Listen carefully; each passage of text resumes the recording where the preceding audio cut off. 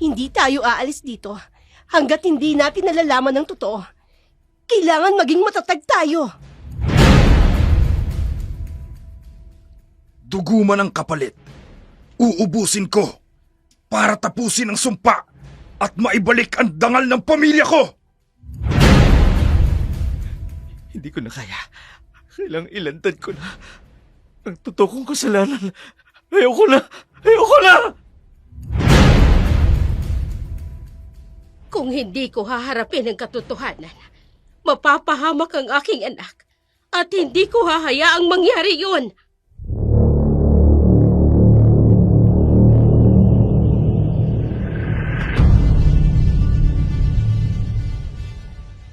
Dark Shadows 101. In the world of darkness, various forms of evil unfold. A world constantly being escaped from. A world fiercely fought against. Yet amidst it all, love also blossoms. There is also laughter. Dark Shadows 101.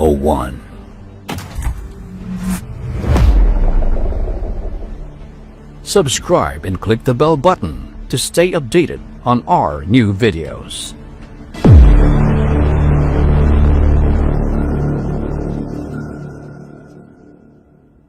Dahil sa matinding pagsubok ni Arnaldo sa trabaho, naisipan niyang dalhin muna ang asawa niyang si Camille sa kanilang bahay sa probinsya. Ayaw niya kasing maiwan ito sa Maynila dahil magtatagal ang operasyon nila at bilang isang sundalo, hindi siya pwedeng mamili kung saan siya pwedeng idestino. Malapit lang ang bahay ng kanyang ina sa Teresita sa kanilang kampo.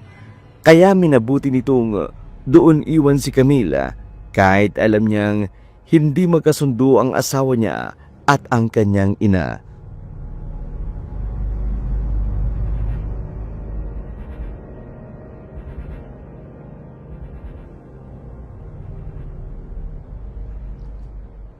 Kinakabahan ka ba? Tigilan mo nga ako sa katatanong ng ganyan, Arnaldo. Alam mo naman ang sagot. Mahal, matagal na panahon na yon. Siguro naman ngayon, magkakaayos din kayo ni nanay.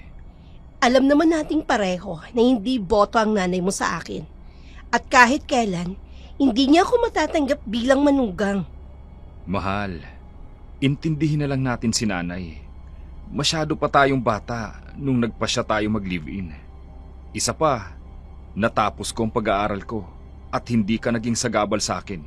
Ay, ewan ko. Mahal, pagbigyan mo na ako. Hindi naman kita pwedeng iwan sa Maynila. Napakalayo ng biyahe. At sigurado, makakauwi lang ako sa'yo 1 beses sa 1 taon. Kina mama, lingguhan mauuwian kita. Saka, 5 taon lang naman ako nakadestino dun eh. Bahala na. Ano pa bang magagawa ko? Nandiyan na yan eh. Eto na nga't babiyahin na tayo. Salamat mahal ha. Alam ko naman, titiisin mo lahat. Makasama lang ako. Naku, Arnaldo, wag mo na nga akong daanin sa pagganyan mo. Baka hindi ka makapagtrabaho. Nilalambing lang kita mahal. Eh paano ba naman kasi? Nagsasalubong na yung mga kilay mo. Eh kulang na lang. Kakainin mo na ng buhay si nanay. Ganyan talaga mangyayari kapag hindi pa din siya boto sa akin. Eto na nga ang ebidensya, oh. Magkakaanak na tayo. Pero hanggang ngayon, ayaw niya pa din sa akin. Hindi lang yun sanay si nanay. Alam mo namang ako ang panganay. Kaya inaasahan ni nanay na ako na ang tumatayong tatay sa aming mga magkakapatid. Simula nung mamatay si tatay. Hanggang ngayon ba? Hindi pa din tumutulong ang mga kapatid mo sa inyo? Si Rico, may balak na magpare. Samantalang si Gred, ayun, nalulung na sa pakikipagbasag ulo. Isang matino at isang sakit sa ulo.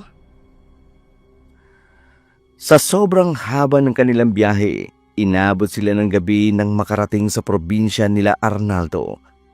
Hindi pa rin alam ng nanay niya na uuwi siya, kaya isusurpresa niya na lang daw ito. Hindi pa uso ang cellphone noon, kaya nakikibalita na lamang siya sa kanilang kapitbahay para kumustahin ang kanyang pamilya. Sakay ng tricycle, muli silang bumiyahe papasok sa probinsya na may kalayuan pa kung lalakarin dahil ang sinasakyan nilang jeep ay hanggang kanto lang. Pagkarating nila sa bahay ay nakita nila si Teresita, ang nanay ni Arnold na nagwawalis. Agad na tumakbo si Arnold at niyakap ang ina.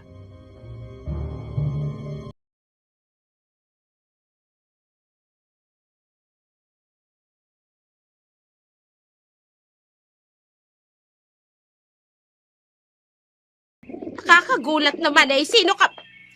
Si nanay naman oh. Sa gwapo kon to. Nakakalimutan mo na. Arnold! Anak, ay ikaw na ba yan? Ako nga, Nay. Abay, ikaw na lalaki ka, ha? Ha? Naku! Ha? Ano? Aray ko! Bakit mo naman ako pinapalo ng walis, Nay? Abay, dapat lang. Ilang taong kang hindi umuwi dito sa atin. Sumama ka doon sa babaeng yon. Hindi mo man lang kami naisipang dalawin. Tapos magpapakita ka na para kang multo. Nay, tama na. Sorry na po. Sorry kung di ako nakadalaw. Sobrang mahal naman kasi ng pamasahe. At nagtitipid kami mag-asawa. Kala ko naman hiniwalayan mo na yung asawa mo. Ang ganda-ganda ng trabaho mo. Ang gwapo mo. Hindi ko alam kung bakit mahina kang pumili sa babae. Nandyan naman yung pinapakilala ko sa'yo. Anak ng mayaman yon. Nay naman, kasama ko po yung asawa ko. Buti naman at naalala mo pa ako dito, Ay, nako! Dahil handito ka na, tsakong may pag-asa nang makilala mo yung babaeng nararapat sa'yo, anak. Nangiinsulto ka ba, Nay? Ay, bakit ka pa kasi sumabay dito? Pwede ka naman nagpaiwan. Kung hindi lang dahil kay Arnaldo, hindi ko din ipagsisiksikan ang sarili ko dito. Ay, di umalis ka! Wala namang pipigil sa'yo. Ano ba? Hindi ba kayo titigil? Nay, andito kami dahil makikiusap akong dito muna tumuloy si Camille. Dito ako nakadestino at ayaw ko siyang iwanan sa Maynila. Ay, bakit dito pa? Abay, siksikan kami ng mga kapatid mo. Nay, buntis ho si Camille. Magiging apo niyo na ang pinagbubuntis niya. Kaya sana naman, tanggapin niyo ang asawa ko. Mahal ko siya, Nay. At bubuo kami ng sariling pamilya. Kaya nakikiusap po ako. Kahit ngayon lang. Ano pa nga bang magagawa ko? Nandito na kayo. Isa pa, apo ko yung ipinagbubuntis na babaeng yan. Labag man sa loob ni Teresita ay tinanggap niya ang kanyang manugang dahil dinadala ni Camille ang apo niya. Ngunit hindi madali para kay Camille ang pagtira sa bahay ng nanay ni Arnaldo dahil ramdam niya iba ang pakikitungo ni Teresita sa kanya. Wala naman siyang pakialam dahil una pa lang alam niya naman na hindi siya tanggap nito at nasanay na siya sa ugali ni Teresita. Kinabukasan, bago umalis si Arnaldo ay nakita niya si Rico. Tinawag niya ito para ihabilin sa kanya si Camille dahil alam niyang hindi naman ito pagsisilbihan ng nanay niya. Kaya na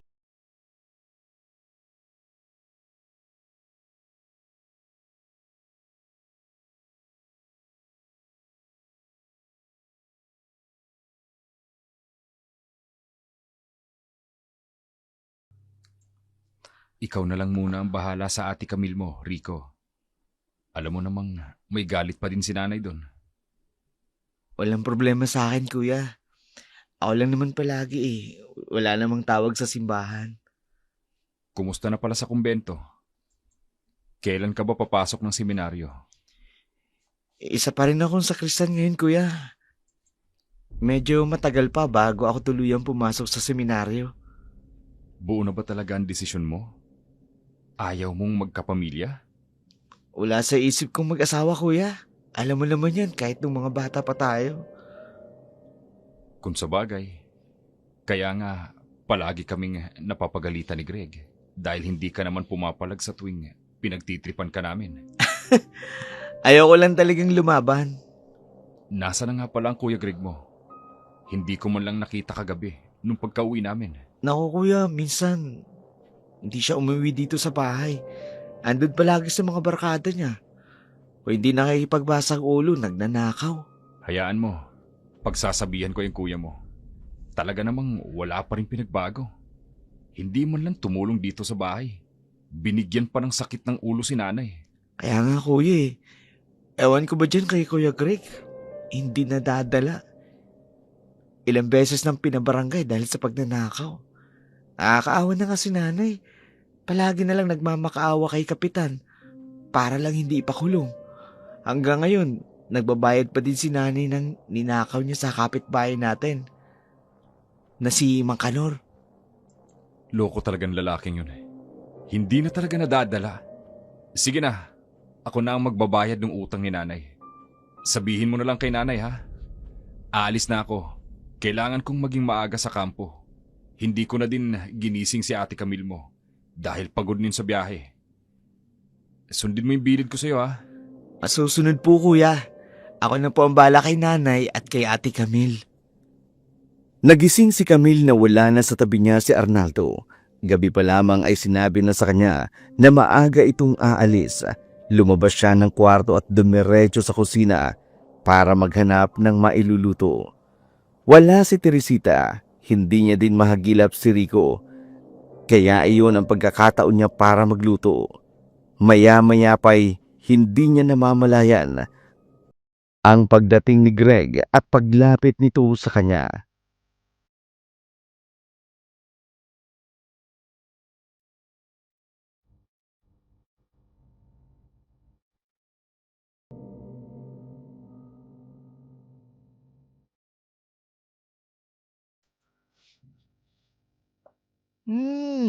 Ang bango naman ng niluluto ng Ate Camille Greg? Ay, sorry ate, nadala lang ako sa amoy ng niluluto mo eh. Pasensya na. Huwag mo nang uulitin yun, Greg. Huwag kang nalapit. Kulang na lang ay yakapin mo ako. Hindi ko sinasadya, Ate Camille. Sadyang nagutom lang talaga ako sa niluluto mo eh. Kumain ka na ba? Saglit lang at matatapos na itong niluluto ko. Sige ate, salamat ah. Kasi nga pala si kuya, di ko naabutan. Wala ka nga kagabi nung dumating kami. Buti naman, alam mong nandito kami. Nakasalubong ko si Rico eh. Papunta siguro yun sa kumbento. Pwede ba? Huwag mo akong tingnan ng ganyan, Greg. Hala, wala naman ibig sabihin nun ah. Ala ng pinagbaga mo simula nung huli kayong hindi ko nakita. Medyo tumaba ka kasi. Huwag mo nga akong pinagloloko, Greg. Ate, hindi talaga ganun yun. Niwala ka sa akin. Walang ibig sabihin yun. Kapag yan inulit mo pa, makakarating ito kay Arnaldo. Tumalikod na lamang si Camila matapos niyang sabihin iyon. Galit siya dahil sa pamamaraan ng pagtingin ni Greg na tila ba hinuhubaran siya nito sa isip. Kilala niya si Greg at hindi malabo ang kanyang naiisip na kaya nitong gumawa ng masama. Inalis niya ang isiping iyon. Saka siya nagtungo sa kwarto niya. Nawala na kasi siya ng ganang kumain dahil sa inis. Inabot na siya ng hapon sa paglilinis ng kwarto. Kaya naman nakaramdam siya ng gutom. Saktong pagkababa niya, hindi niya nakita si Greg. Kumain na siya at nagligpit. Maya-maya pa'y pumasok muli sa kwarto para magpahinga. 4 na buwan pa lang ang kanyang tiyan pero masela na siya sa pagbubuntis. Lumipas ang gabi. Wala siyang ibang ginawa kundi ang magmukmuk sa kwarto hanggang tinamaan na siya ng antok. Kaya naman pinatay niya ang ilaw at nahiga na lamang sa kanyang kama. 12:00 ng gabi ng madaling araw, may naramdaman siyang 2 paris ng mga kamay na humahawak sa kanyang paa. Noong unay akala niya'y nananaginip lamang siya, ngunit tumaas ang paghaplos nito sa kanyang mga hita hanggang sa kanyang pagkababae. Sobrang dilim ng kanyang kwarto kaya hindi niya maaninag ang mukha ng kaharap niya. Pero dahil sa refleksyon, na nanggagaling sa sinag ng buwan sa may bintana. Alam niyang may lalaking nakatayo sa kanyang harapan. Hoy, sino ka? Ano kailangan mo? Huwag ka lalapit! Binabalaan kita! Hindi sumagot ang lalaki. Marahan itong lumapit sa kanya. Napaatras si Camille at nanginginig sa takot. Hinawakan siya ng lalaki sa mga kamay. Sinubukan niyang sumigaw. Ngunit tinakpan ng panyo ang kanyang bibig. Dahilan para walang boses na lumalabas sa kanyang bibig. Nagpupumigla si Camille pero hindi niya kinaya ang lakas ng lalaki. Sobrang higpit ng pagkakahawak sa kanyang mga kamay at sa pulsuhan. Dahilan para manghina siya. Hindi na niya nagawa pang manlaban. Napapikit na lamang si Camille nang maramdaman niya ang pagkilos ng lalaki. Hindi huminto ang agos ng kanyang luha na dumadaloy sa kanyang mga mata at iniisip niya na sana'y masamang panaginip na lamang ang nangyayari ng gabing yun. Naramdaman ni Camille na tapos na ang lalaki. Tumayo na ito at iniwanan siya. Hindi niya naramdaman ang pagbukas ng pintuan, kaya hindi niya alam kung saan lumabas ang lalaki. Niyakap niya ang kanyang katawan habang walang humpay sa kaiiyak. Hindi niya namamalayang nakatulog na pala siya. Sa sobrang sama ng kanyang pakiramdam, kinabukasan ay gumising si Camille. Hindi makalimutan ang nangyari na gabing yun. Akala niya pagising niya, mawawala ng sakit. Ngunit alam niyang sa sarili niya, totoo ang nangyari. Lumabas siya ng kwarto at sinubukang sabihin kay Teresita at umaasang ipagtatanggol siya nito. Ngunit kabaliktaran ang nangyari.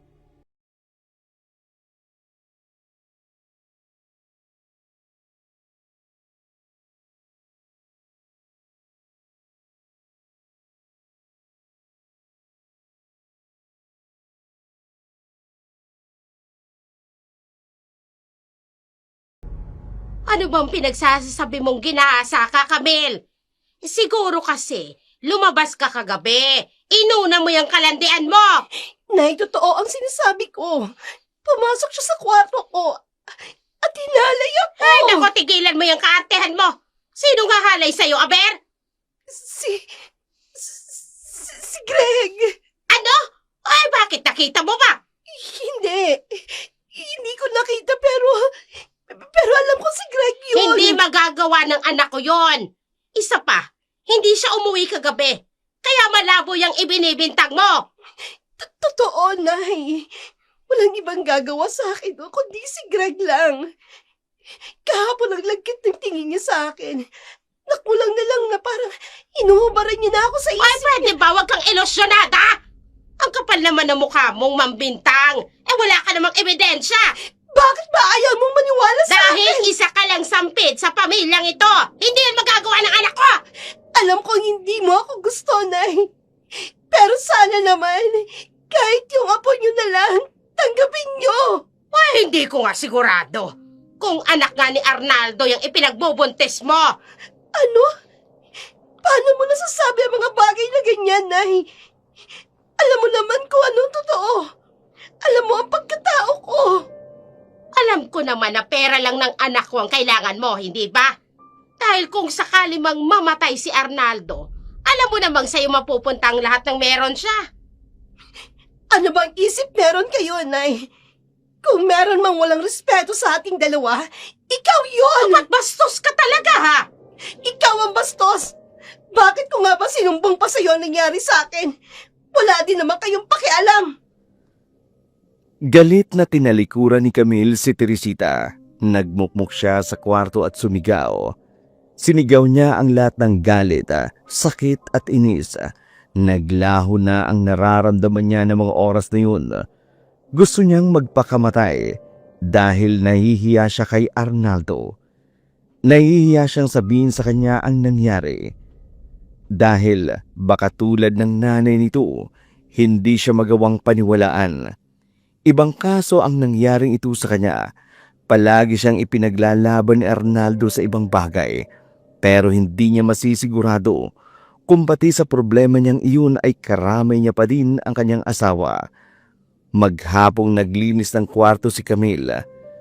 Nung makaramdam siya ng gutom ay bumaba siya at nagdasal na sana'y hindi niya makasalubong si Teresita. Ngunit nabuhay muli ang kanyang galit ng paglabas niya. Si Greg ang nakita niyang papasok ng pintuan ng bahay. Tiningnan siya nito at ninisihan.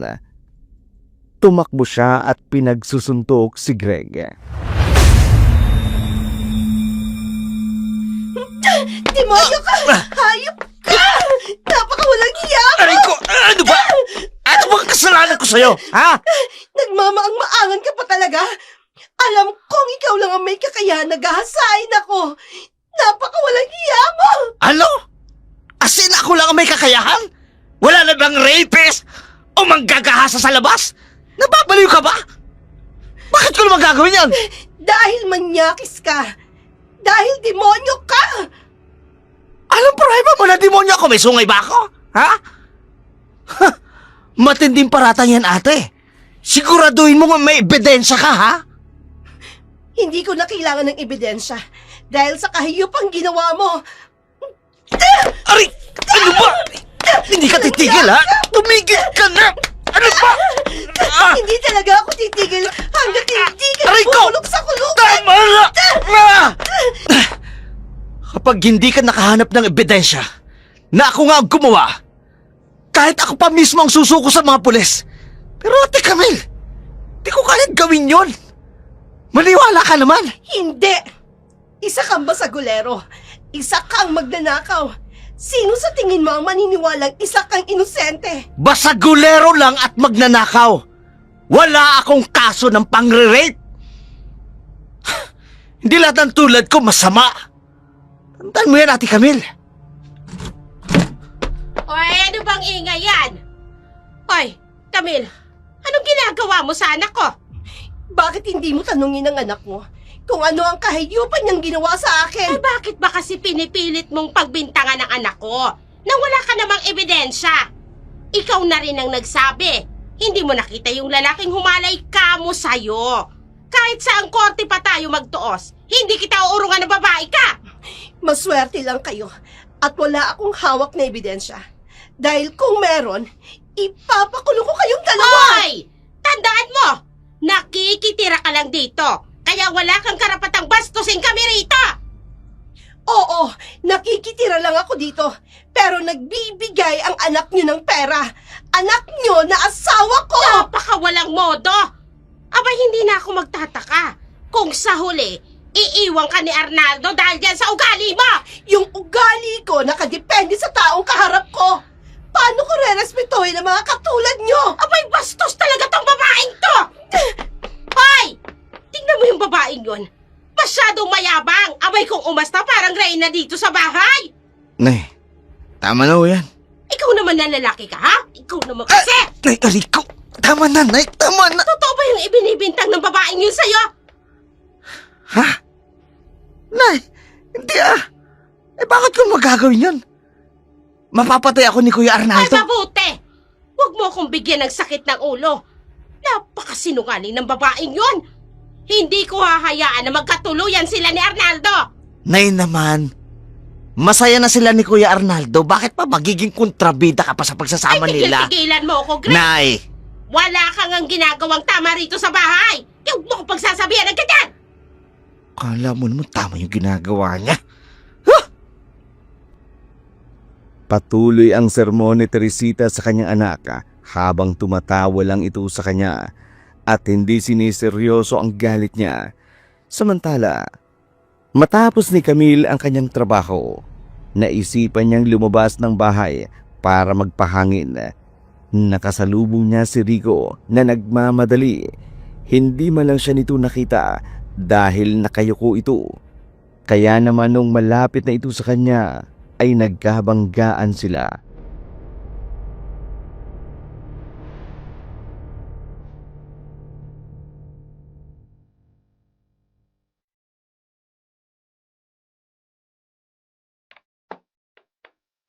Sorry miss, hindi ko sinasadya.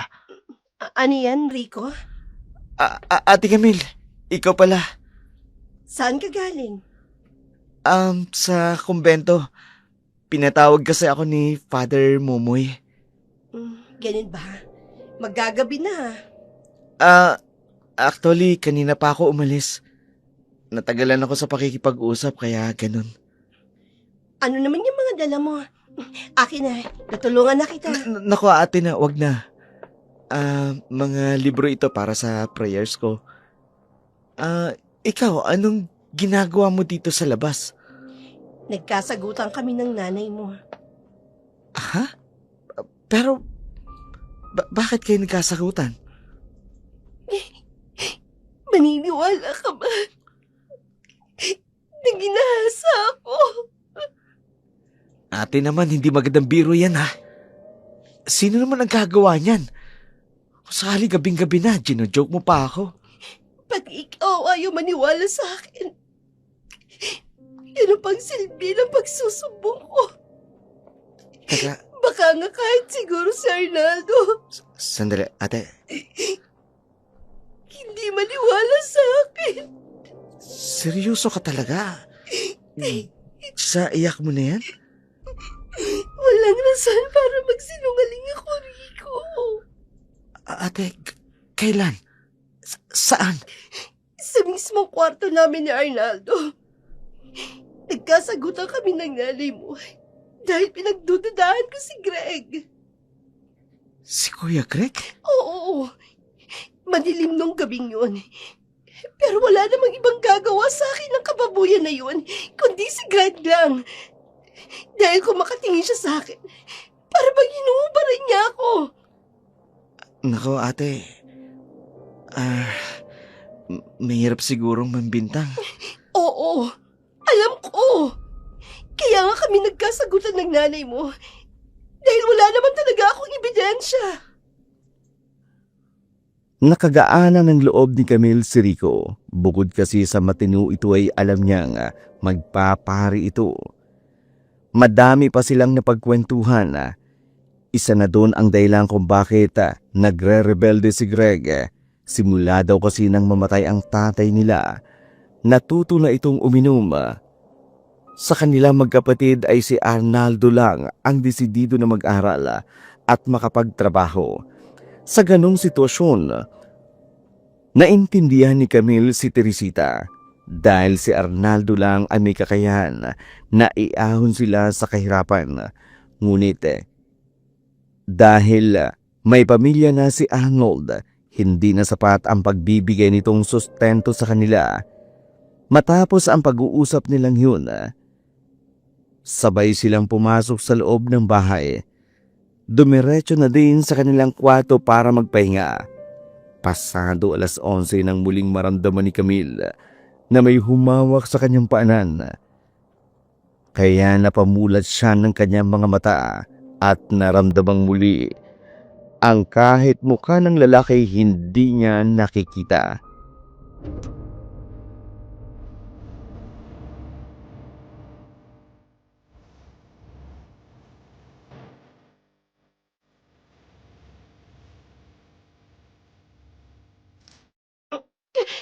Ano ba kailangan mo sa akin? Sino ka ba talaga? Sundin mo na lang ang gusto ko para wala na tayong magiging problema. Ayoko na! Parang awa mo na! Kung sino ka man. Kung ikaw man yan, Greg, maawa ka sa amin ng pamangkin mo. Hindi kita sasaktan. Ang gusto ko lang, sundin mo ko. Hindi! Umalis ka! Tigilan mo na ako! Umalis ka dito! Alam ko namang nasiyang ka sa ginawa ko kagabi. Kaya nandito uli ako. Bigyan mo lang ako. Aalis ako nang walang makaaalam ng sekreto na ito. Ayoko! Napakawalang hiya mo! Buntis ako! Huwag ka lalapit! Huwag ka lalapit! Huwag ka nang magpumiklas! Kundi masasaktan ka talaga! Wag! Napakabaho mo, Camila. Sariwa. Hindi mo ganito lang. Huwag ka nang pumalagay, hindi. Papatay kita. Kayo ng anak mo. Tagal! Muli ay hinawakan siya ng lalaki at wala siyang nagawa. Dahil ng mga oras na yun, may hawak na kutsilyo ang lalaking itinutok sa kanya. Humahagulhol sa pag-iyak si Camille habang pinagsasamantalahan ang kanyang katawan. Gusto niyang sumigaw, magwala, pero wala siyang magawa dahil napakalakas ng lalaki. Tanging nagagawa na lamang ni Camille ay umiyak at magdasal na sana'y matapos na ang bangungot ng gabing yun. Tulad ng unang gabi pang pangahalay sa kanya ay iniwan siya ng lalaki na nakapantaas lang, saka ito nawala na parang bula. Hindi niya alam ang kanyang gagawin kung hindi lang dahil sa batang dinadala niya noong una pa lang ay gusto niya nang tapusin ang kanyang buhay. Halos hindi makatulog si Camille dahil baka balikan na naman siya ng lalaki. Sa tuwing gusto niyang pumikit, hindi niya magawa at natatakot siya sa kanyang kwarto. At tila ba mababaliw siya. Bandang 6:00 ng umaga nang makarinig siya ng katok ng kanyang kwarto. Imbis na pagbuksan niya ay nanatili na lamang siyang tuliro at tumutulo ang kanyang luha. Maya-maya pa'y nakaramdam siya nang may umupo sa tabi niya. Saka siya hinawakan sa kanyang kamay, ngunit agad naman siyang natakot dito.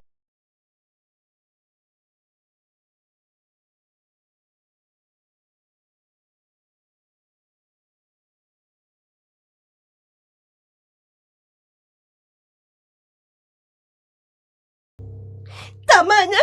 Ayoko na! Mahal, ano nangyayari sa'yo? Bitiwan mo ako! Huwag mo ako hawakan! Mahal, ako to si Arnaldo. Sabihin mo sa akin kung bakit ka nagkakaganyan. Arnaldo, Oo, mahal ako ito. Tingnan mo ako sa mga mata. ikaw nga. Mahal, asawa ko. Mahal, ano nangyari? Mahal, patawarin mo ako. Hindi na ako ang asawa mo. Ha? Anong ibig mong sabihin, mahal? Ang dumi ko na. Ang dumi-dumi ko na. Mahal, hindi kita maintindihan. Mahal, ginahasa ako. Binaboy ako. Ano? Sino? Sino ang hayop na gumawa sa'yo niyan? Hindi ko siya nakita. Hindi ko naaninag ang mukha niya. Pinapasok ako dito sa kwarto. Pero, mahal, walang ibang pwedeng gumawa nito sa akin. Kundi si Greg lang. Hayop siya. Magbabayad siya. Mahal, saan ka pupunta? Pupuntahan ko ang hayop na Greg na yon. Mahal, hindi tayo paniniwalaan. Bakit? Alam na ba ito ni nanay? Oo, sinumbong ko kay nanay. Pero hindi niya ako pinakinggan. Tama silang lahat. Wala akong ebidensya, mahal. Mapapahiya lang tayong dalawa. Wala akong kwenta. Ang dumi-dumi ko na. Huwag mong sabihin yan, mahal. Hindi mo ginusto ang nangyari. Hindi ka ba nandidiri sa akin, mahal? Asawa kita. Mahal kita. Kaya huwag mong isipin na pandidirihan kita. Huwag kang mag-alala. Sisiguraduhin ko na magbabayad siya sa ginawa niya. Naikuyom na lamang ni Arnaldo ang kanyang kamao dahil sa galit. Galit na hindi malang nila malaman kung para kanino. Galit din siya sa sarili niya dahil ang dami niyang natutulungan pero ang sarili niyang asawa'y hindi niya napagtanggol. Pero hindi sapat iyon para iwanan niya si Camille. Mahal niya ito. At hindi dahilan iyon para iwanan niya ang kanyang asawa sa ganoong sitwasyon. Mula nang nakauwi si Arnaldo ng umaga na yun, hindi sila nakapang-abot ng kanilang ina. Maaga daw kasi itong umalis kaya hindi niya inabutan. Hinayaan muna ni Arnaldo na makapagpahinga si Camila habang siya ay nasa sala at hinihintay si Teresita. Siya namang nabigo dahil nakarinig siya ng motorsiklo na huminto sa tapat nila kaya alam niyang dumating na si Teresita.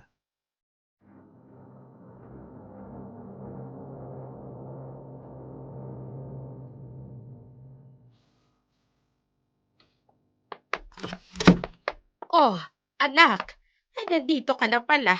Kailan ka ba dumating? Kaninang umaga, mga 6:00. Ay, ganun ba? Hindi mo na pala ako naabutan. 4:00 pa lang kasi pumunta na ako ng bayan para mabalengke. Para na rin mamili ng lulutuin. Ay, hayaan mo. Ipaghahanda na muna kita. Abay, tsakong napagod ka sa biyahe. Nay, gusto kitang makausap. Tungkol saan naman? Tungkol kay Camille. Ano na naman kasinungalingan ang isinumbong ng babaeng yon? Nay, ano ba? Hindi biro ang nangyari sa asawa ko. Nagsumbong pala siya sa inyo, pero wala kayong ginawa. Ano bang magagawa ko? Ni mismo ngang asawa mo, hindi kilalang humalay sa kanya. Isa pa, kilala mo ko, anak. Alam mo na hindi ko hinahayaan na bukas ang pintuan bago matulog. Talaga bang naniniwala kang ginaasayang asawa mo? Hindi magkakagano ng asawa ko, Inay, kung hindi totoo ang sinasabi niya. Takot na takot si Camille. Munti ka na niya kung hindi makilala sa pag-aakalang may gagawin akong masama sa kanya. Umaarte lang ang babaeng yon. Ano ba, Nay? Hindi ito biro. Hindi ito pwedeng gawing biro. O ano gusto mo palabasin? Huwag mong sabihing naniniwala ka dyan. Nakapatid mo ngang humalay dyan sa asawa mo. Ako nang nagsasabi sa'yo. Kahit na loko-loko yon, aba hindi naman rapist yung kapatid mo. Alam mo dapat yon. At saka, wala nang gabing yun si Greg. Hindi siya umuwi. Mapapatunayan niya ng mga kaibigan niya. Galing ako ron at nakausap ko ng mga kaibigan niya. Eh, masyadong sinungaling yung babaeng yan. Pero sinong gumawa nito? Aba, hindi ko alam. Oy, sige. Sabihin na nga nating totoo ang sinasabi niya. Pero anak, nakalak lahat ng pintuan. Si Greg hindi umuwi. Si Rico nasa tabi ko natutulog. Ay, paanong may papasok dito? At sadyang hahalayin yung babaeng yan? Eh, hindi nga namin narinig na may ibang tao. Hindi ko na alam ang gagawin ko. Pati ako naguguluhan na. Isa lang ang kaya kong gawin.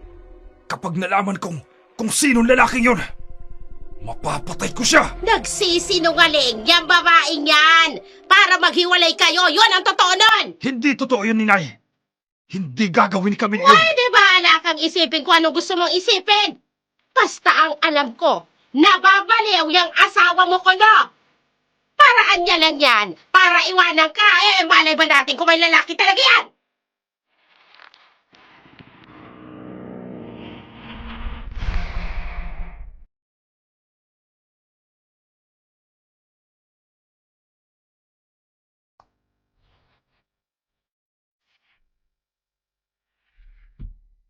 Ano pa talaga ang totoo, mahal? Sana kung totoo ba ang sinasabi mo, hindi pa huli ang lahat para makulong ang taong gumawa nito sa'yo. Mahirap man paniwalaan, Arnaldo. Pero hindi ako nababaliw. At totoo lahat ng sinasabi ko. Muli siyang napahagulhul ng iyak sa isipin na nagdududa ang kanyang asawa sa kanya kung paniniwalaan ba siya nito o hindi. Buong araw na nagpahinga si Camille at nang makaramdam siya ng gutom agad siyang bumaba at nadaanan niya si Rico. Tinanong ito kung nasaan si Arnaldo. Ang sagot naman nito ay may pinuntahan lang daw na kaibigan. Pumunta si Camille sa kapitbahay nila na may tindahan para bumili ng ulam. Nakarinig siya ng bulong-bulungan at nang hindi siya nakapagtimpi, sinugod niya ang babaeng kanina pa'y nagpaparinig sa kanya. Doon niya nalaman na pinagkakalat pala ni Teresita ang kasinungalingan na nanlalalaki siya at hindi si Arnaldo ang ama nang ipinagbubuntis niya.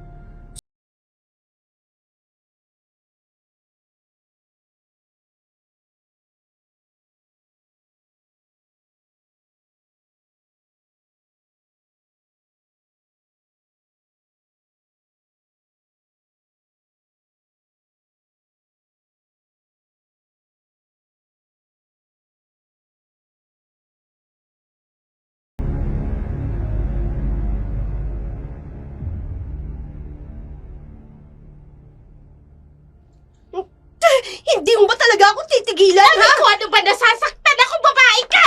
Ang tanda-tanda mo na, sinungaling ka pa. Pinagkakalat mo pa na talagang nanlalalaki ako. At hindi si Arnaldo ang ama na pinagbubuntis ko.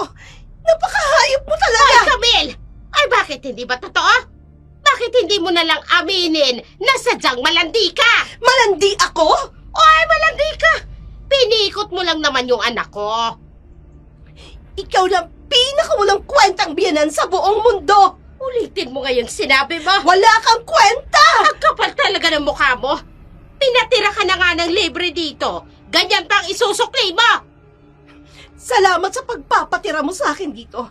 Pero kung ganitong ugali din lang ang maiinkwentro ko, salamat na lang ho! Hoy! Bumalik ka rito! Hindi pa tayo tapos! Abay, sinong hinahamon mo? Hoy! Hindi nakinig si Camille kay Teresita. Sa mga oras na yun ay nanaig ang kanyang galit. Galit sa lalaking gumahasa sa kanya at galit sa kanyang biyanan. Tila ba pinagsusukluban siya ng langit at ng lupa. Hindi niya alam kung kanino siya magsusumbong. Naaawa din siya kay Arnaldo. Ayaw niyang maipit sa sitwasyon. Kailangan itong mamili dahil mahalaga din sa kanya ang pamilya nito. Gusto niyang sumuko. Gusto niyang kalimutan ang lahat at isipin ang isang bangungot lang ang nangyari. Ngunit kahit anong pag-iisip niya, totoo ngang nangyari ang lahat. Totoong 2 beses siyang kinahasa at binaboy at hanggang mga oras na yun, hindi niya malang nakilala ang lalaking yun. Buong araw ay hindi nakita ni Camille ang asawa niya, pero hindi siya nagpatinag sa biyanan. Nanatiling kalmado ang araw niya hanggang sa nakita niya si Greg na nagmamadaling umalis. May dala-dala itong balde na punong-puno ng tubig.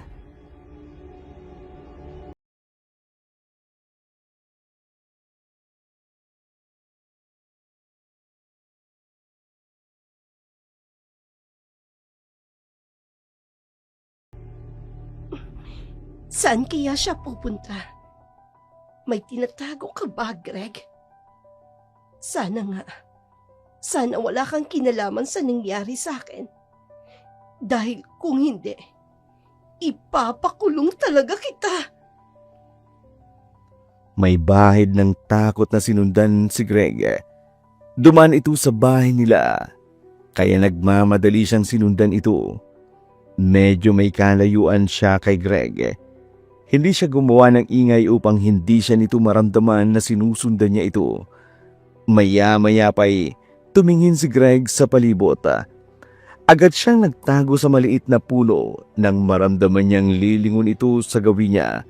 Muli niyang sinilip si Greg at nagsimula na itong maglakad. Walang sinayang na oras si Camille at dahan-dahan niya itong sinundan. Hindi niya malaman kung ilang minuto na itong sinusundan. Pumasok si Greg sa maliit na daan patungo sa bukid. Nagtataka man si Camille at iniisip ko ano ang gagawin ng kanyang bayaw. Huminto ito sa gitna ng gubat at binitawan ang daladalang isang balde ng tubig. Nagubad ito at tanging underwear lang ang naiwan nito. Nagtakip ng bibig si Camille. Sinubukang hindi gumawa ng ingay. Binuhos ni Greg ang isang balde ng tubig sa buong katawan nito at nagulat si Camille. Nang biglang nag-ingay ang mga hayop na nakatira sa kagubatan. Natakot siya, pero nag-focus pa din siya sa kanyang paningin sa gagawin ni Greg.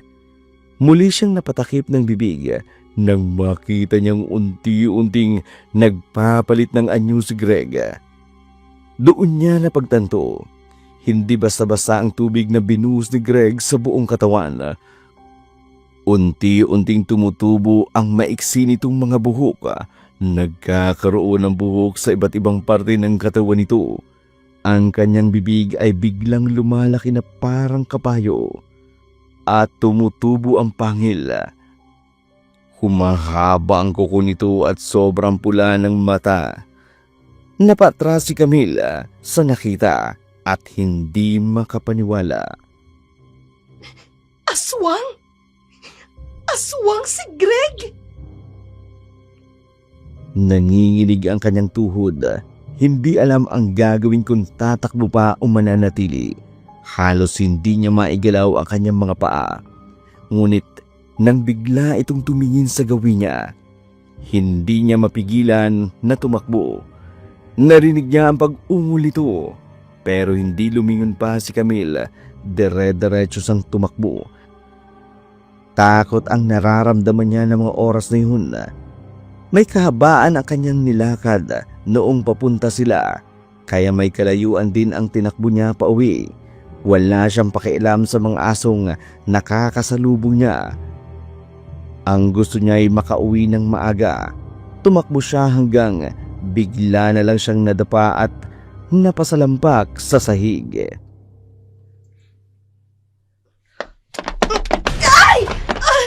Aray ko ang paa ko. Kailangan ko makalayo. Bakit ba yung paa ko naging lampa?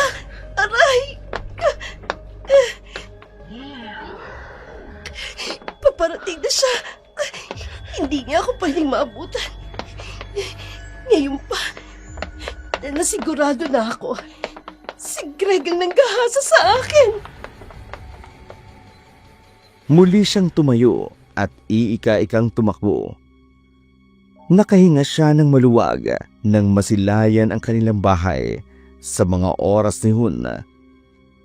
Mas napabilis ang kanyang pagtakbo at tila ba nawala ang sakit na nararamdaman niya sa kanyang mga paa. Nilingon niya ang tinakbo niya at wala siyang nakitang iba doon bukod sa mga asong nag-aalulong sa daan. Kaya sigurado siyang nandoon lang si Greg.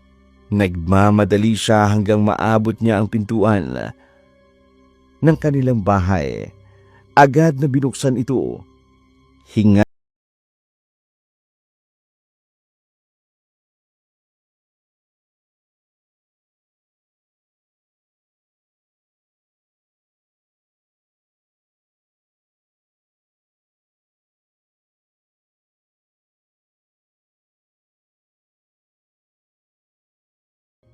Ate Camille, saan ka galing? Ha? Diyan lang sa labasan.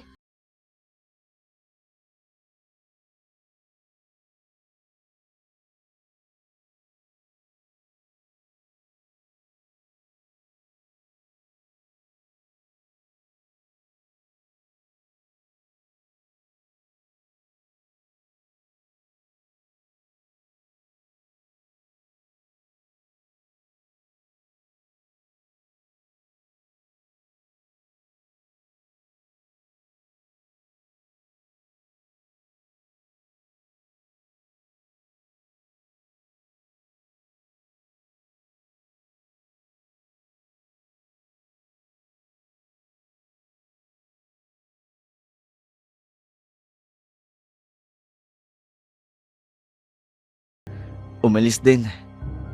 Sasabihin ko na lang daw sa'yo na bukas ng madaling araw siya makakauwi.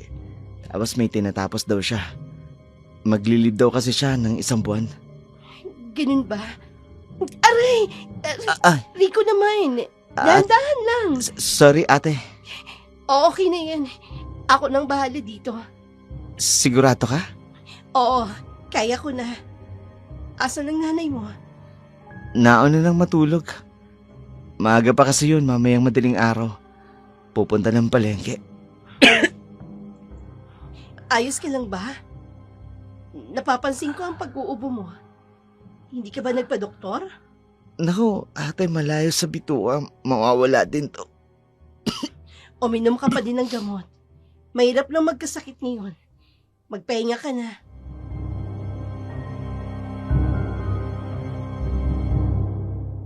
Iika-ikang naglakad papasok si Camille sa kanilang kwarto. Sa mga oras na yun ay hindi siya natulog. Hinintay niya ang lalaking humahalay sa kanya. Kung totoo man ang duda niya na si Greg nga ang humahalay sa kanya, may pagkakataon siyang hawakan ang buong katawan nito. Napagtanto niya na yung balde na dala ni Greg ay isang langis na siyang pinapahid niya sa buong katawan ng aswang na nagpapanggap bilang tao.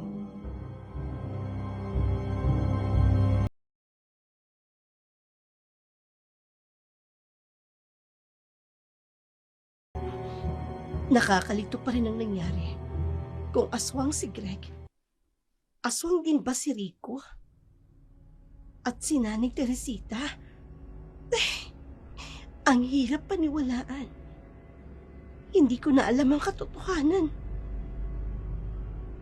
Pero hindi ako aalis dito hanggat hindi ko nalalaman ang totoo. Hindi ako matutulog ngayon para mahuli ko kung sino ang totoong may gawa ng kahiyupan sa akin. Tumingin siya sa bintana dahil baka biglang pumasok ang lalaki. Maya-maya din ay tumingin sa relo. 9:00 na ng gabi pero wala siyang narinig kung ano. Tiningnan niya ang kabuuan ng kwarto. Wala din siyang narinig na ingay. Nilibot niya ang kanyang paningin pero wala ding kakaiba. Inabot siya ng madaling araw. Kakabantay pero walang rapist na dumating hanggang makarinig siya ng dalawang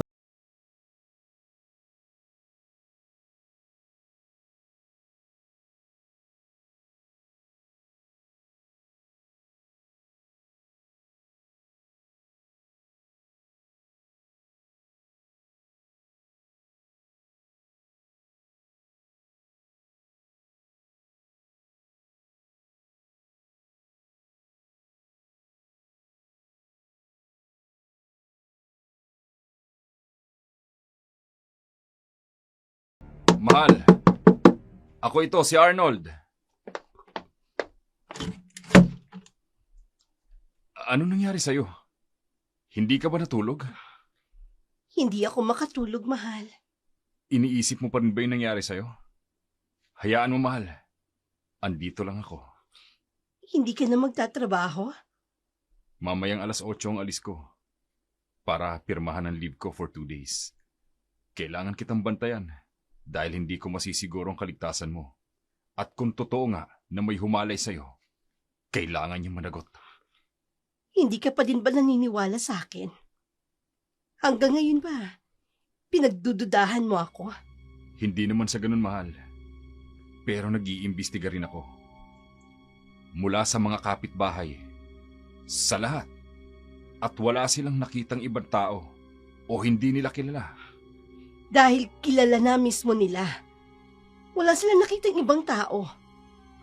Dahil kilala nila kung sino talaga ang rapist. Yan ang isa ko pang problema.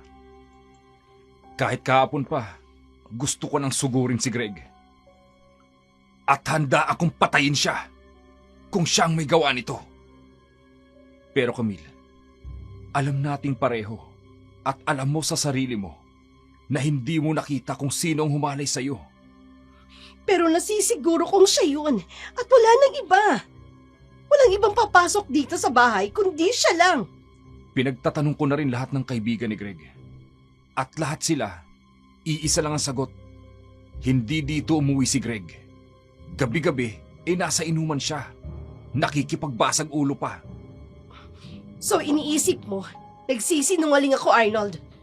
Na nababaliw ako, kaya ako sinasabi ang lahat ng ito. Wala akong sinasabing ganon, Camille. Pero yun ang pagkakaintindi ko sa mga sinasabi mo, Arnold. Oh, God! Hindi ko rin alam ang gagawin ko, Camille. Intindihin mo rin ako. Gusto kitang ipagtanggol. Pero kanino? Gusto kitang ipaghiganti. Pero hindi ko alam kung sino nga hanapin ko. Huwag mo sanang sarilinin lang ang paghahanap ng hustisya. Dahil asawa mo ko. At gagawin ko ang lahat ng makakaya ko para magbayad ang taong bumaboy sa'yo. Please, huwag mo akong pahirapan ng ganito. Para kasing baliwala sa'yo ang nangyari sa akin. Kung alam mo lang ang nararamdaman ko, hindi mo gugustuhin ang magagawa ko kapag nahuli ko ang rapist na yon. Pasensya ka na. Gulong-gulo din ang isip ko. Ang sakit ng nararamdaman ko. Ang bangungot na binigay ng lalaki yun sa akin.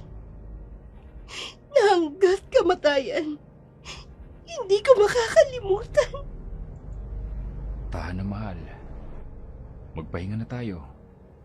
3 oras lang ang kailangan kong tulog para makapunta sa opisina. Niyakap ni Arnaldo si Camille. Sa kanya ito binuhat papunta sa kama. Inihiga niya ito at hinalikan. Napapikit sa takot si Camille. Kaya muling niyakap niya ito. Ramdam niya ang panginginig ng asawa at alam niyang takot na takot ito. Kaya hindi niya pinilit pang may mangyari sa kanya. Alam niyang hindi pa ito handa dahil sa nangyari.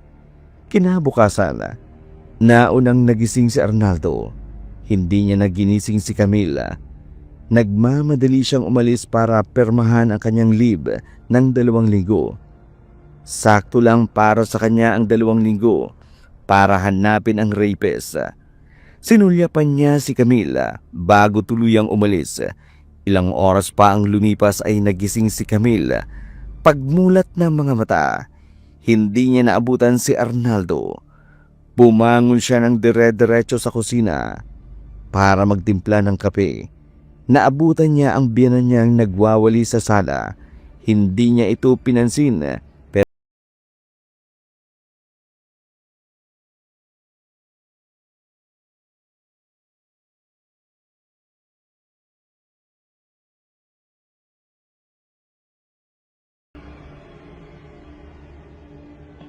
Ay, kung bakit ba kasi may mga peste dito sa bahay. Hindi na lang umalis dahil wala namang lugar dito, buisit! Pinariringgan mo ba ako, Ina? Ay, bakit? Peste ka ba? Ang ibig kong sabihin, insekto ka ba? Hindi ako tanga. At wag mo akong gawing tanga. Ay, total, inako mo na rin lang naman yung sinabi ko. Ay, ano ngayon kung peste ka? O hindi ba totoo? Bakit ba kasi ipinagsisiksikan mo yung sarili mo sa pamilyang ito? Eh, hindi ka naman tanggap. Hindi ko pinagsisiksikan ang sarili ko sa inyo. Lalo na sa'yo. Sadyang mahal ako ng anak nyo at nananatili ako dito. Dahil kung hindi, hindi ko gugustuhin na makasama kayo. Tastos ka talaga. Wala kang galang sa matatanda sa'yo. Bakit? Nirespeto niyo ba ako? Nirespeto niyo ba ang pagkababae ko? Lahat tiniis ko noon. Noon pang bagong kasal kami ni Arnold. Pero anong ginawa niyo? Ni hindi ka nga pumunta sa kasal namin bilang respeto sana para sa anak ko. Ay, bakit naman ako pupunta sa kasal ninyo? Para masaksihan ko ang pamimikot mo sa anak ko. Ayaw kitang makita. At ayaw din kitang maging manugang. Patas lang tayo. Dahil ayaw din kitang makita at mas lalong ayaw kitang maging biyanan. Sumusobra ka na talagang babae ka! Halika ka rito! Bitiwan mo ako! Halika! Para magtanda ka! Ang kapal na mukha mong sagot-sagutin ako, babae ka! Halika rito! Ako, ano ba? Sumusobra ka na! Sinungaling ka pa! Nandyan sa kalandian mo! Tapos ibibintang mo sa anak ko! Ha? Wala niyo akong buboy! Bakit? Totoo naman ah! Pareho kayong dalawa! Siguro alam mo ito. Plano niyo to na paghiwalayin kami ni Arnaldo. Pues, ito ang masasabi ko. Kahit papagsawaan niyo ang katawan ko, hindi ko hihiwalayan si Arnaldo! Ay, naku, napakahayop mo talaga! Mas masama kayo ng anak mo, aswang! O ano? Nagulat ka ba? Nakita ko si Greg! Nagpalit siya ng anyo bilang aswang! Hindi totoo yan! Napakasinungaling mo talaga, babae ka! Bakit hindi mo tanungin ang anak mo? Tanungin mo siya, Nay! Lumayas ka rito, ha? Alis! Kunin mo lahat ng mga gamit mo at umalis ka na rito! Wala ka talagang kwentang malanding babae ka! Itinulak ni Teresita si Camila. Saka pumasok sa loob si Teresita at nang muli itong lumabas, pinagtatatapon na sa kanya ang mga gamit. Matindi ang pagtitimpi ni Camille kay Teresita. Napaupo siya sa sahig habang pinupulot ang kanyang mga damit. Hinihiling na sana'y dumating si Arnaldo para ipaglaban siya. Maya-maya pa'y naupo siya sa gilid ng bahay habang niyayakap ang sarili. Narinig ni Camille ang sasakyan na huminto sa tapat ng kanilang bahay. Nang tumingala siya'y nakita niya si Arnaldo. Nasa lubong ang kilay. Agad siyang tumayo at niyakap ito.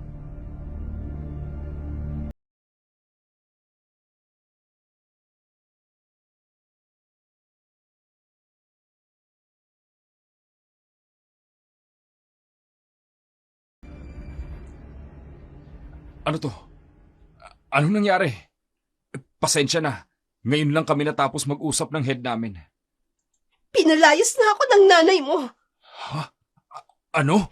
Sumusobra na ang nanay mo. Ginagawa niya akong sinungaling sa ibang tao. Pinagkakalat niya na naglalandi ako.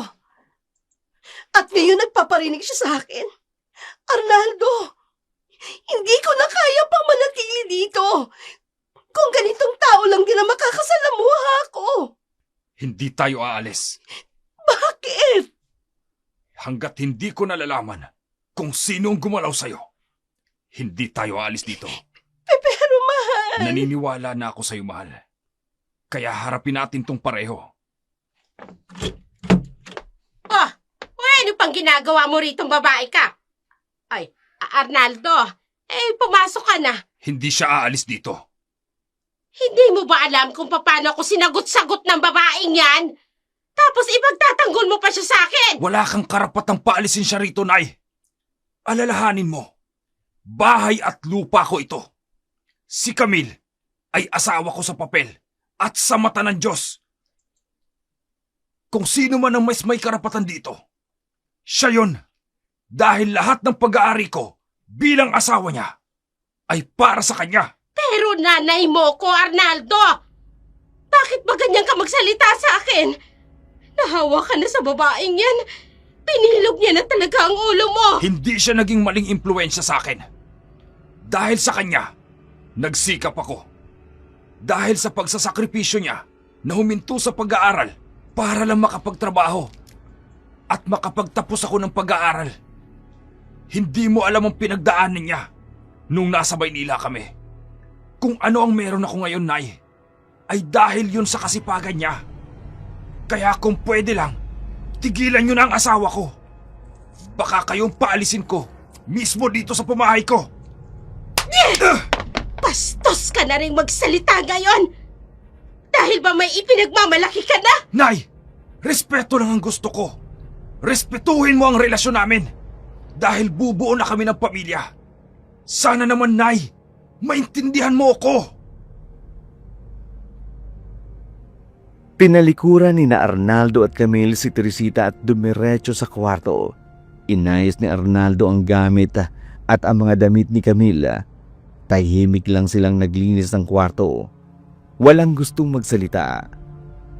Noon lang nakita ni Camille si Arnaldo na galit at sinagot ang nanay nito.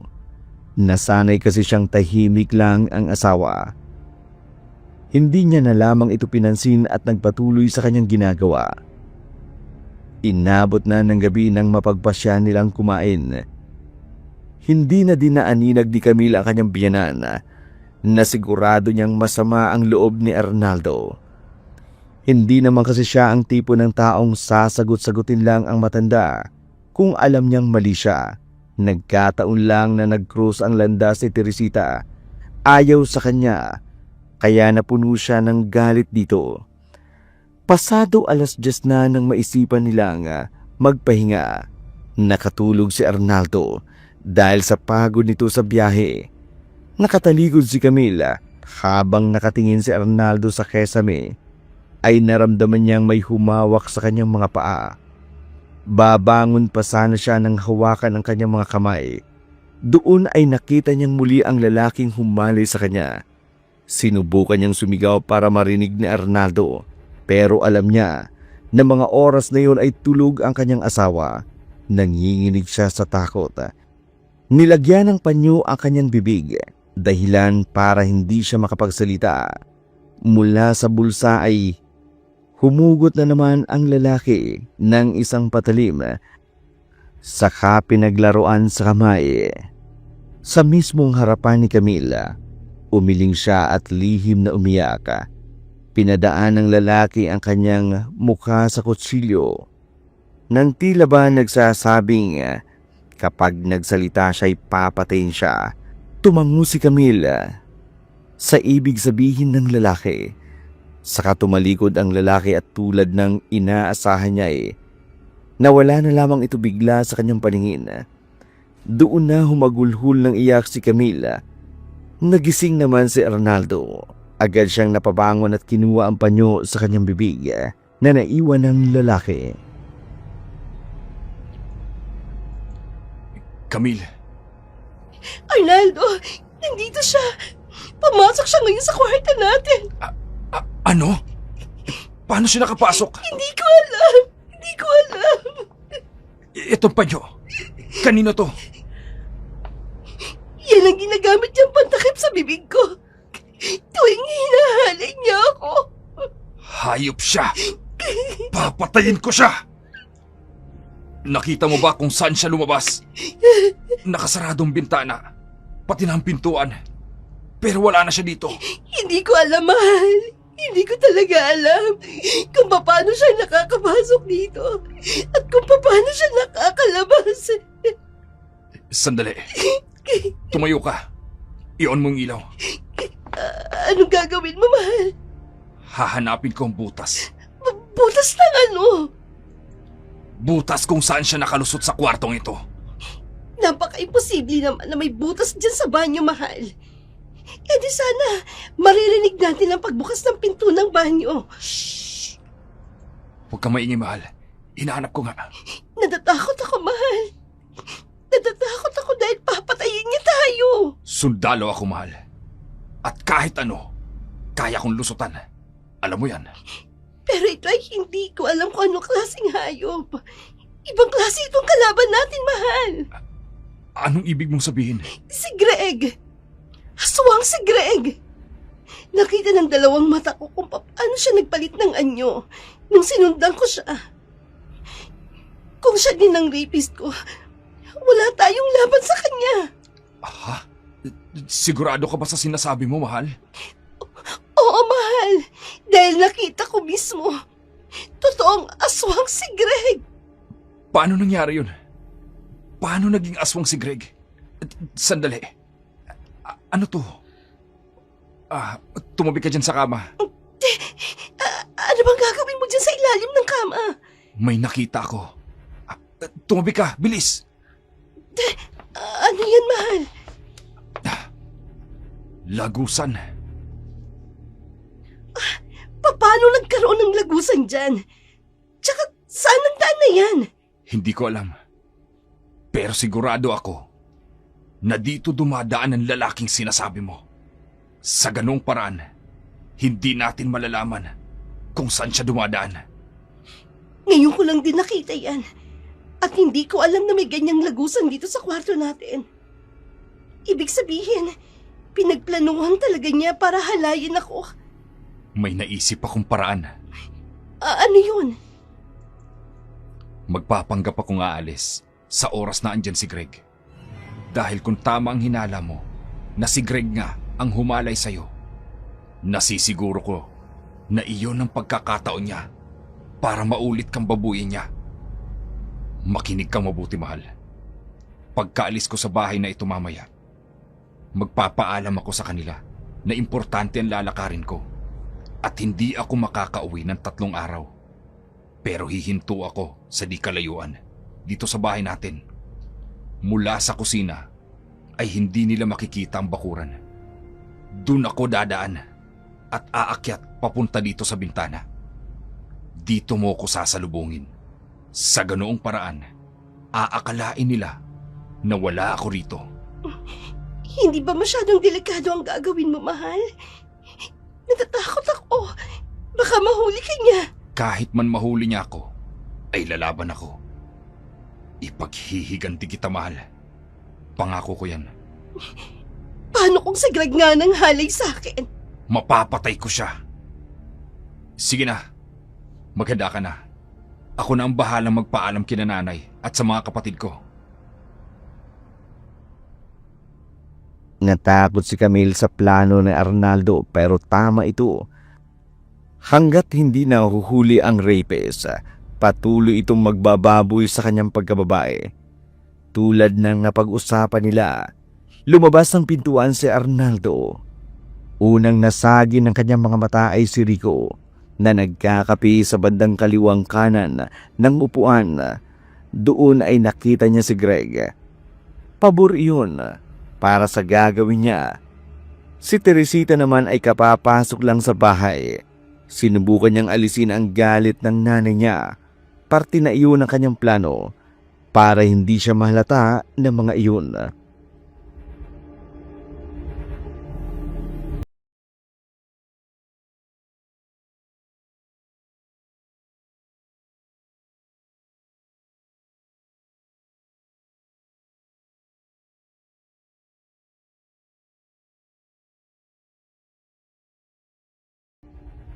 Nay, pasensya na ho kayo kahapon.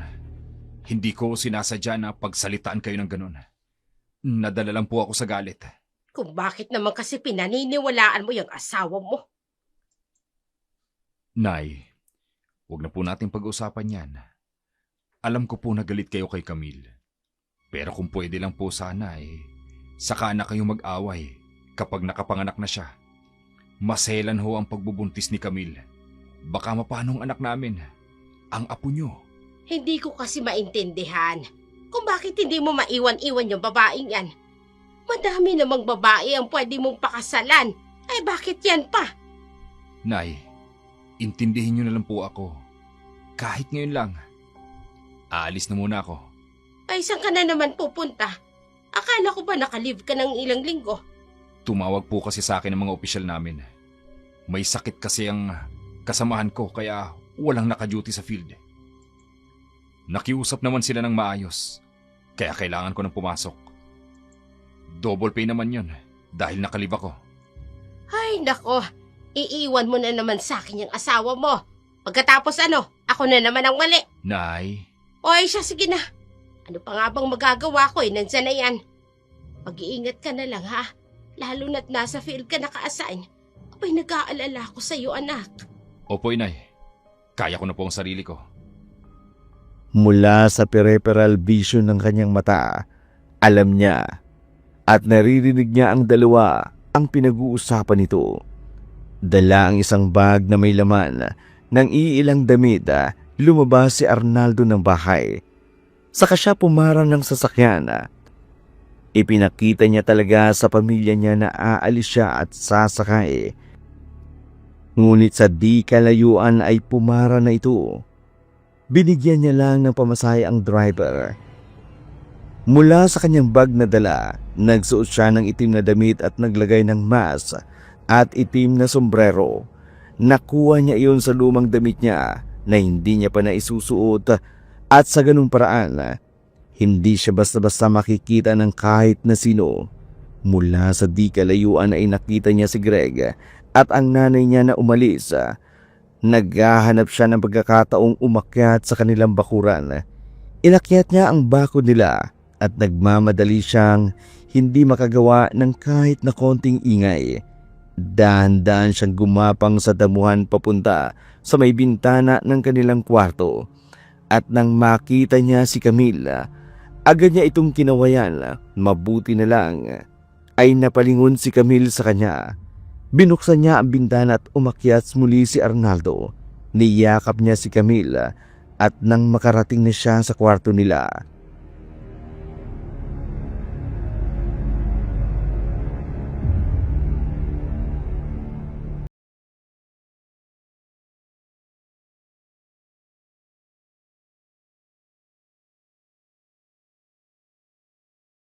ko na mahuhuli ko ng taong yun, ang demonyong yun. Hindi ka ba nila nahalata? Hindi. Umalis si Nanay at Greg pagkatapos kong umalis kanina. Mabuti na lang at hindi nila ako napansin. Si Rico, andyan ba? Oo, nakita ko siya kanina. Nagkakape. Lumabas kasi ako nang uhaw ako eh. Ganun ba? Kuha lang muna ako ng makakain mo. Hindi na. At baka magtaka pa si Rico kung bakit dito ka kakain. Kinakabahan ako, mahal. Basta, sundin mo lang ang sinasabi ko para mahuli ko ng lalaking yun at magbabayad siya sa mga kasalanan niyang ginawa sa'yo. Pero kung sakaling aswang siya, anong laban natin sa kanya? Akong bahala, mahal. Magtiwala ka sa akin. muli niyang niyakap ang asawa. Batid niya. Ang gaan ng pakiramdam niya sa tuwing andyan sa tabi niya si Arnaldo. Para bang walang masamang mangyayari sa kanya pag nasa tabi niya ang asawa. Noong una, ayaw ni Arnaldo na kumuha ng pagkain si Camille. Ngunit dahil nag-aalala sa kanya ang asawa niya, hinayaan niya na lamang ito. Lumipas pa ang mga oras. Nakapwesto na si Arnaldo sa banyo sa loob ng kanilang kwarto. Hindi kasi nila alam kung anong oras aatake ang manyakis. Kaya mas mabuting hindi makita si Arnaldo, kundi masisira ang kanilang plano. Maya-maya pa'y pumikit si Camille. Pasado 11:00 na ng gabi nang maramdaman ni Camille ang mga kamay na humahawak sa kanyang binti. Nilakasan niya ang kanyang loob dahil alam niyang sa mga oras na yun ay naghihintay ng pagkakataon si Arnaldo para umatake. Napamulat siya ng kanyang mga mata. Doon nakitang muli ang lalaki. Walang pinagkaiba ang katawan nito, kaya naman hindi niya alam kung si Greg nga ba o nag-aanyo itong aswang.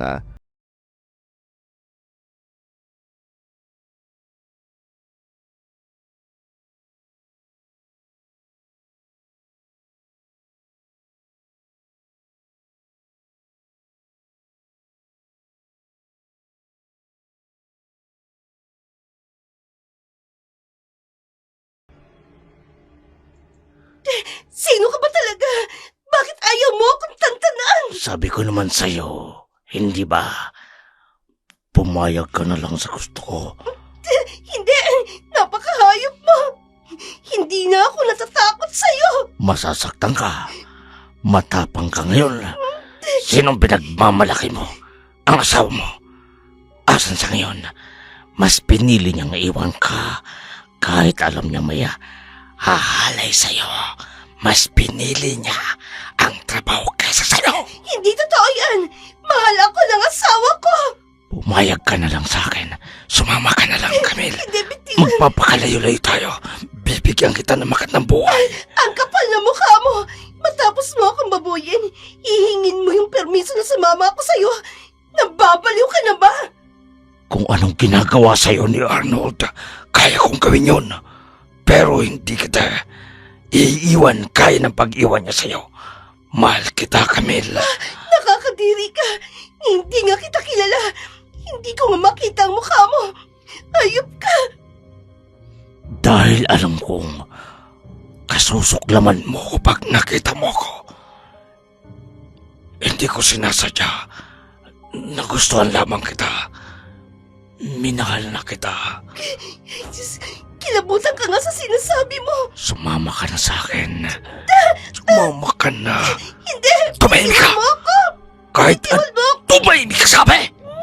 Kahit anong gawin pagsisigaw, walang makaririnig sa'yo. Dahil wala si Arnold. Bitiwan mo ako! Bitiwan mo ang asawa ko! Yo! Halika rito! Tatakas ka pa talaga, ha? Hayop ka! Papatayin kita! Ya! Ya! Ya! Ya!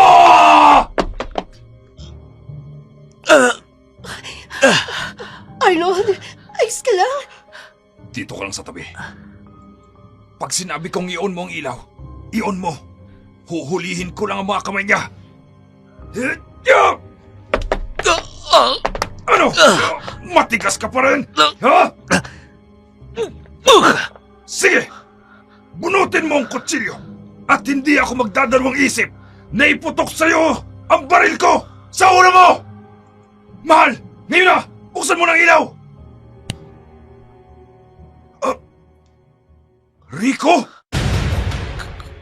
Kuya, Hayop ka! Ikaw ang gumahasa at bumaboy sa ate Camille mo! Demonyo ka! Ya! Ya! kuya! Ya! Kuya, tama na! Papatayin kitang hayop ka! Pinagkatiwalaan kita! Lahat ng gusto mo, ibinigay ko! Ito pa ang igaganti mo! Bakit ang asawa ko pa? Bakit, Rico? Kuya! Mahal ko si Camille! Patawanan mo ko! Ang kapal na mukha mo! Aasta ka pa ng ganyan pagkatapos mo akong pagsamantalahan! Ate, patawanan mo ko. Hindi ko sinasadya. Ipapakulong kita. Mabubulok ka sa bilangguan. Tandaan mo yan! Kuya, ate, Kuya Arnold, ayoko makulong, ayoko, kuya.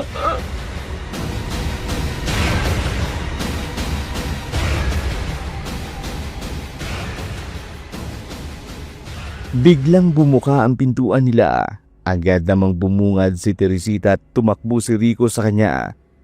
Agad siya nitong niyakap. Nakita ni Teresita ang marka sa mukha ni Rico. Tanda ng pagkakasuntok ni Arnaldo. Pati na ang mga dugo sa labi nito na nagmarka sa mga damit ni Teresita. Hinanap niya ang dalawa. Galit na galit at hindi pa malaman ang totoong dahilan. Pero sa pagkakataon na iyon, hindi na nagpatinag si Arnaldo dahil alam niya na ang totoo.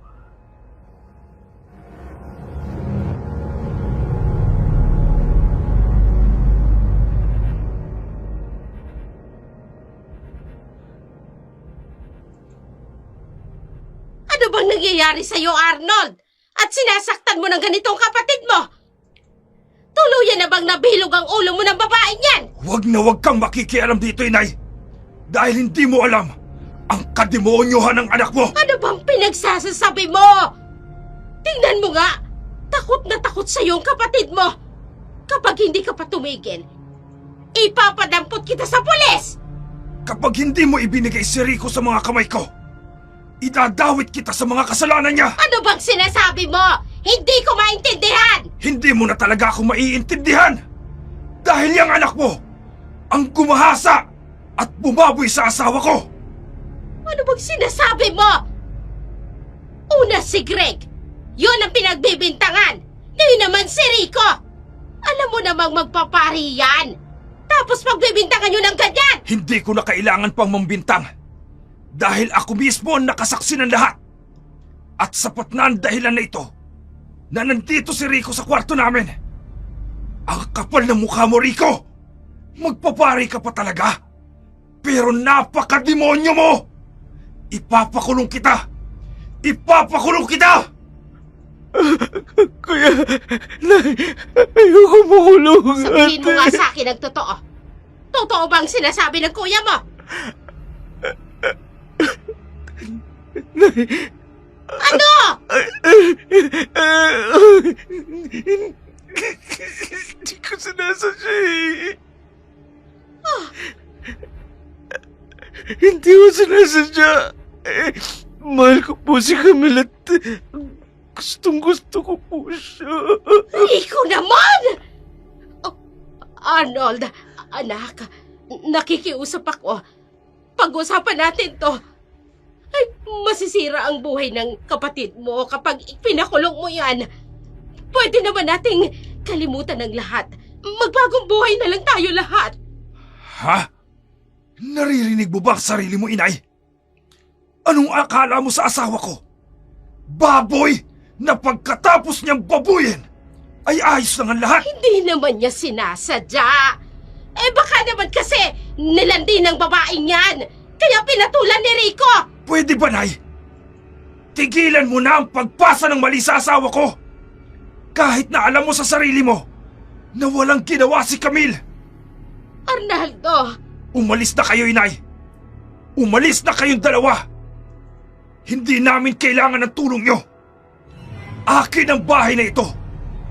Kaya ako ang mas may karapatan sa pamamahay na to. Arnaldo, anak, wala kaming ibang matutuluyan. Wala akong pakialam. Total, magpapari naman si Rico. Doon kaya tumira sa kumbento. Baka sakaling mabawasan pa ang mga kasalanan nyo at makapagkumpisal kayo. Ano? Ganyan mo na ba tratuhin ang taong nagpalaki sa'yo? Ang laki na ng pinagbago mo, pati ako na nanay mo! Mamili ka, inay. Aalis kayo rito o mananatili ka sa pamamahay na to, pero ipakukulong ko si Rico. Mamili ka! Alis! Wala nang nagawa pa si Teresita. Nang ipagtabuyan siya ng kanyang anak, kinuha nila ang mga damit nila saka umalis. Samantalang niyakap naman ni Arnaldo si Camille. Mahigpit na yakap at nagsabing ayos na ang lahat at wala na siyang dapat na ipangamba dahil wala nang mananakit sa kanya. Wala nang mambababoy sa kanya. Umiiyak naman na niyakap ni Camille pabalik ang asawa. Naging normal na ang kanilang pagsasama. Muling bumalik sa trabaho si Arnaldo, ngunit gabi-gabi umuuwi siya.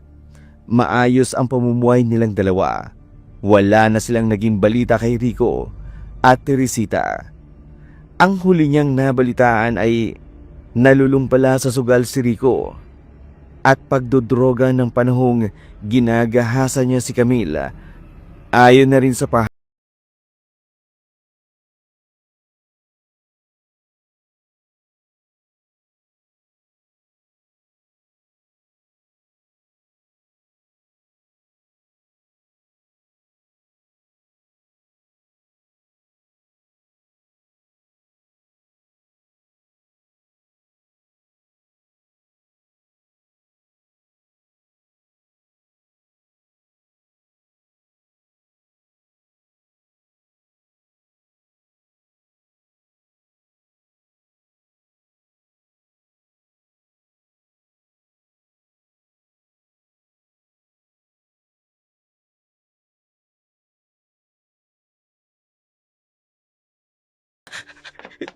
Pasukin mo ko. Kailangan ko ng tulong mo. Ano bang pinaggagawa mo sa buhay mo, Greg? Halika, tuloy.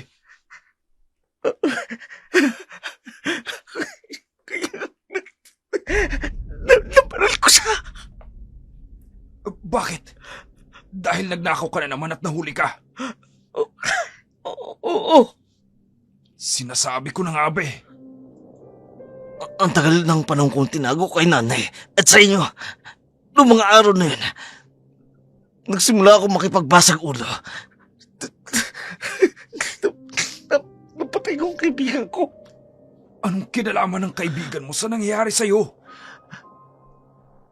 Tinanggap ko yung alok niya. Naitim na kapangyarihan para may pagtanggol ko ang sarili ko. Kung hindi ko alam na isang pagiging aswang ang pinasalo niya sa akin. Ano? Kuya, nagsimula ako magnakaw ng mga hayop sa kapitbahay dahil ayokong kumain o pumatay ng tao. Kaya ako nagnanakaw para kumain! Totoo nga ang sinasabi ni Camille na isa kang aswang. Oo, kuya. Nakita niya ako nung gabi na yun. Nag-anyo akong aswang. Hindi ko siya hinabol dahil kinontrol ko ang sarili ko sa pagbabago ko ng anyo. Pero tuwing kabilugan ng buwan, doon ako nakararamdam ng gutom. Nung nalaman kong pinalayas na si Rico at si Nanay, hindi ako pumunta rito dahil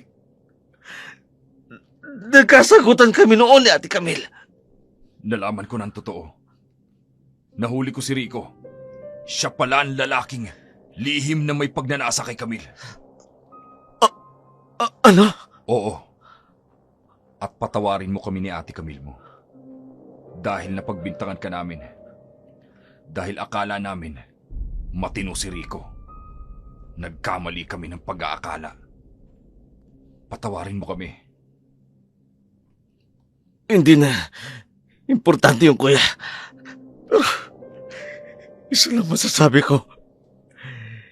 Hindi lahat na may itsurang inosente. Hindi lahat ng pangit at may tato na tulad ko ay kayang gumawa ng masama. Oh, ano ba talaga nangyari dyan? Dyan sa gilid mo at nabaril ka. Nakukutom nga ako eh. Kaya nagnakaw uli ako ng manok. Yung manok ni Mang Gaspar. Hindi ko naman alam na may gwardiya pala doon. Kaya yun, nabaril ako. Buti na lang nakalipad ako. Ay nako, sira ulo ka talaga. O sige, dito ka na muna tumuloy sa bahay. Basta, tulungan mo lang ang Ate Camille mo. Lalo na at malapit ng kabuwanan nun. Teka. Aswang ka. At buntis ang asawa ko. Pamangkin mo ang nasa tiyan niya. Isang pagkakamali mo lang. Ikaw ang paglalamayan. Kuya naman, nakokontrol ko na nga ang pagiging asawang ko. Sige na, sige na. Ako nang bahala sa pang-araw-araw na pagkain mo. Talaga kuya? Yung buhay na hayop? Oo. At yung sariwa pa.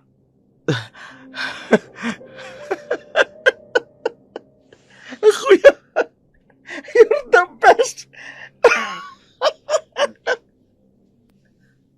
Ngumiti si Arnaldo nang makitang masayang-masaya ang kanyang kapatid. Kinupkup na lamang nila si Greg dahil natatakot naman siya na baka kung ano pa ang mangyari dito. Kung pababayaan niyang palaboy-laboy na lamang ito sa gubat. Naghahanap din sila ng magagaling na albularyo para tulungan silang mawala ang sumpa kay Greg at makapamuhay ng tahimik. Ngunit sa ngayon, wala na silang mahanap. Nanatili na lamang nakatago ang sekreto ni Greg sa mga tao sa takot din na baka pag-initan siya ng mga tao. Kaya nanatili na lamang siya sa bahay ni Arnaldo. Hindi na nakasaga pa ng balita si Arnaldo sa kanyang ina at kay Rico. Pero isa lang ang nasa isip niya. Napatawad niya na ang mga ito. Kahit ano pa man ang gawin niya ay kadugo niya pa rin ito. Masakit man para sa kanilang mag-asawa ang nangyari. Nanatili silang buo at matatag.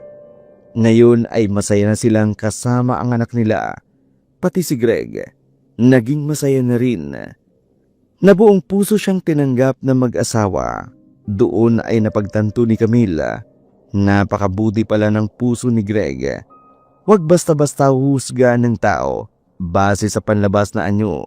Dahil kung sino pa ang tahimik, yan ba ang taong sisira ng iyong buhay? Ang bawat tao ay sinusubok ng kapalaran at ng pagkakataon, subalit laging tatandaan. Walang pagsubok na dumating sa bawat isa sa atin. Subalit tapat ang Diyos sapagkat pagdating ng pagsubok ay bibigyan tayo ng kalakasan upang lampasan ang mga pagsubok na ating kinaharap.